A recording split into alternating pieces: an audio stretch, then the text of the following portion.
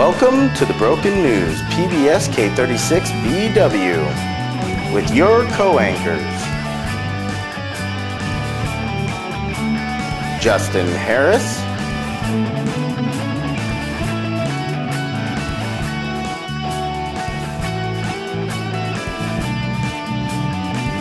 and Thomas Jenkins. This is your Broken News.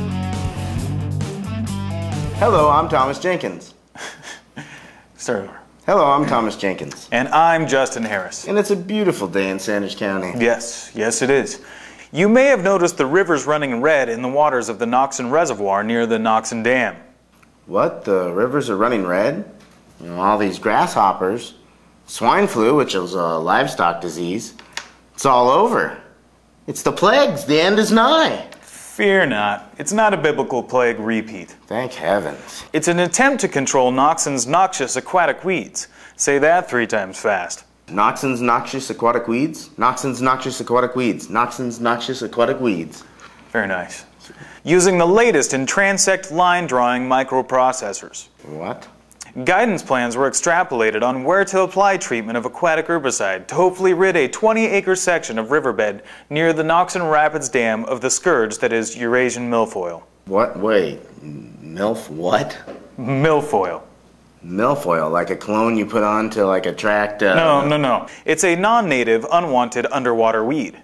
Both the Eurasian water milfoil and the curly-leaf pondweed have been brought into the area by careless boaters who did not clean off their boats and/or trailers after using them in an out-of-state milfoil-infested river. Hence the red dye that has turned the water of the reservoir into red-running river water. I don't get it. Why is the reservoir's river water running red? Well, it's because of the dye. And it's there because of Noxon's noxious nautical nuisances. The dye had to be dropped off by the Army Corps of Engineers to help gather data of the river's currents and plant masses, which was then collected by a collaborative cooperation of cautious corrective chemical control teams like the Eurasian Water Milfoil Task Force. Who is that? A county-wide cooperation, which collaborates to correct the introduction of this unwanted underwater weed through cautious chemical control, which came to the conclusion that this weed necessitated them to directly disperse doses of deadly dye-laced chemicals to the depths of these deplorable dendroidal disturbances and hopefully destroy their devastating disfigurement of our reservoirs running river water. Well, it's a good thing we got a group out there looking into this, but how can they be sure it's working? Well, they had a team from Mississippi State University, headed up by aquatic scientist Dr. Jim Madsen, come out and assess the state of the area before it got the herbicidal application, giving them an idea of how many plants there are and of what type. They can use this information to compare it with future observations. Dr. Madsen will take his first look at the area post-herbicidal application in 6 weeks. Well, staying in the water, scuba classes will be available right here in Thompson Falls through the Sanders County Search and Rescue and the Thompson Falls Police Office, who've arranged for Gold Dive Center instructor Tim Wagner to come learn us a thing or 3 about basic scuba education. This is very exciting and could lead a serious-minded person to a career as an underwater welder, or underwater tour guide, or a treasure hunter, or a dive instructor here in Thompson Falls. The classes will start August 6th and 7th for 3-hour-a-day classroom time, and continue the 8th and 9th in the Thompson Falls City Pool. There are open water certification classes available at Flathead Lake August 15th and 16th. These basic classes are your foot in the door to move on to these higher certifications. It's also the precursor to being able to even purchase air or to rent scuba equipment. Fascinating. I'm going to look for the Flathead Lake Monster, or recover lost sewer trucks. For more information on the local scuba school, contact Tim Wagner of the Gold Dive Center in Missoula at 549-6169. Like it says right there. Attention all contractors. The High Bridge Committee has put out a bid for contractors to take on the High Bridge renovation project. August 20th is the deadline for contractors to become familiar with the plans and submit a bid offer. It should be mentioned that not all the funds necessary have been nailed down yet, but the federal stimulus monies require that the project be formally launched, lest the committee run the risk of losing the funds. That would not be good, which leaves this project in the hands of you. Me? I don't know if I can handle that sort of responsibility. Well, I do need your help, but not yours alone. The committee has faith that the community will pull through to find ways to collect the $50,000 to $60,000 required to bridge the gap. So if I come up with $50,000 to $60,000, would that make me like part owner? No, but they do want you to feel ownership in the project. So I can't have part of the new bridge. Can I have some of the old bridge? Well, funny you should say that, because the first step in the project is to remove and dispose of unusable or unfixable parts.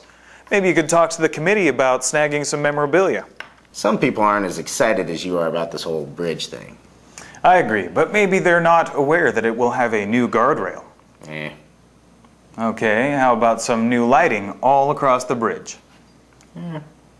Okay, how about super easy access to a local prime fishing spot? Okay, you got me. Where do I donate? Well, you can send donations to Bridge the Gap, P.O. Box 519, Thompson Falls, Montana, 59873, in case you didn't know. Or you can contact the county commissioners at 406-827-6942. In case you haven't already heard, Shakespeare in the Parks is coming to Sanders County for 2 performances of Shakespeare's The Tempest. Friday, August 14th, the play will be presented at 7 p.m. on the grassy area behind the Plains High School. Saturday, August 15th, the performance will be at 6 p.m. at the Heron Ball Field. People are invited and encouraged to bring lawn chairs, blankets, and refreshments. Let's take a look at some shots of last year's Heron performance of Macbeth.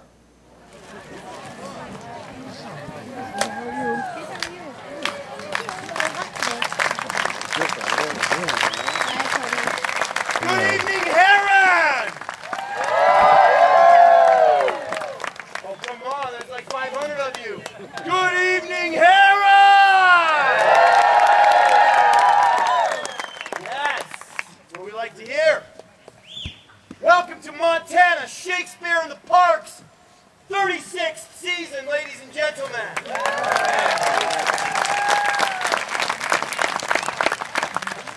That's right. 36 and going strong.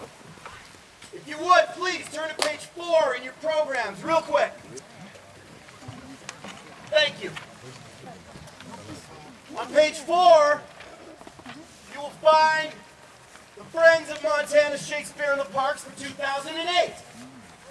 Quite simply, these are the foundations, corporations, and businesses whose generous sponsorship are a huge part of what keeps us on the road every summer, coming to fabulous places like this and keeping it free for you.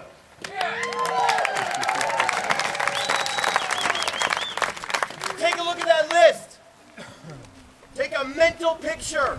Patronize those businesses and thank them that they are friends to the arts in the western half of the United States. We'd also like to thank our home base just down the road, Montana State University, Bozeman, home of the Bobcats.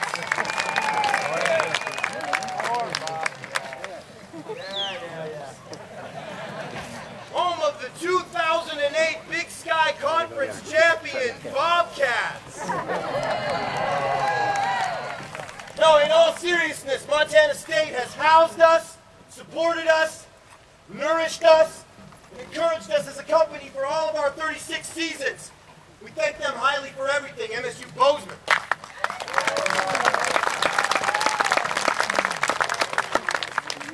Locally, of course, we want to thank the greatest tour coordinator that ever walked the face of the earth, Debbie Lyman.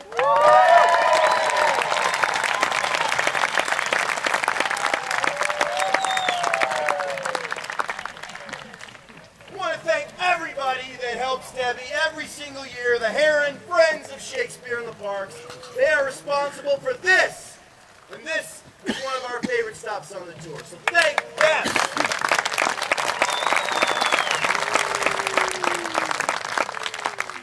If by chance you're getting any service, please turn off your cell phone at this time. We can do without the scourge of the 21st century for 2 hours.